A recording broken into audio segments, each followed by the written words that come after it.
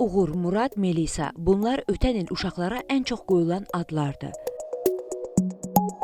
Ümumilikdə 2020-2025-ci illər arasındakı statistikaya əsasən dini mənşəli adlar üstünlük təşkil edir.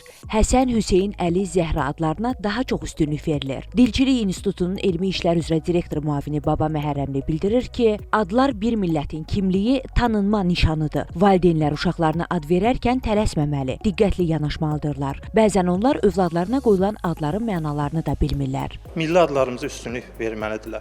Milli adlar deyərkən biz dini adları nəzərdə tutmuruq, daha çox türk mənşəli, türk soylu adları nəzərdə tuturuq. Təəssüf ki, bəzən Avropa mənşəli adlara da rast gəlirik. Məsələn, Raul adını çox müşahidə edirik. Məsələn, Raul İspanca canavar deməkdir. Bəzən valideynlər bu tipli adların heç mənasını bilmir və dəbə qaçırlar. Ad qoymada da sanki bir yarış var valideynlər arasında. Melisa adı, bu da Avropa mənşəli addır. Məsələn, həm bitki adı bildirir, həm də Yunanca bu arı deməkdir. Bəzən valideynlər yenə də bu adların semantikasına varmırlar, kütləvi şəkildə qeyri-şüuri bu adları qoyurlar. Baba Məhərrəmlinin sözlərinə görə asan xidmət vasitəsilə adını dəyişdirmək istəyən bəzi şəxslərin müraciətləri qəbul edilməyib.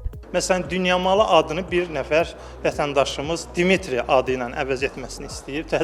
Ancaq biz bu deyək ki, müraciətə mənfi rəy vermişik. Əsgər adını Felix adına dəyişdirmək istəyən bir vətəndaşımız da olub.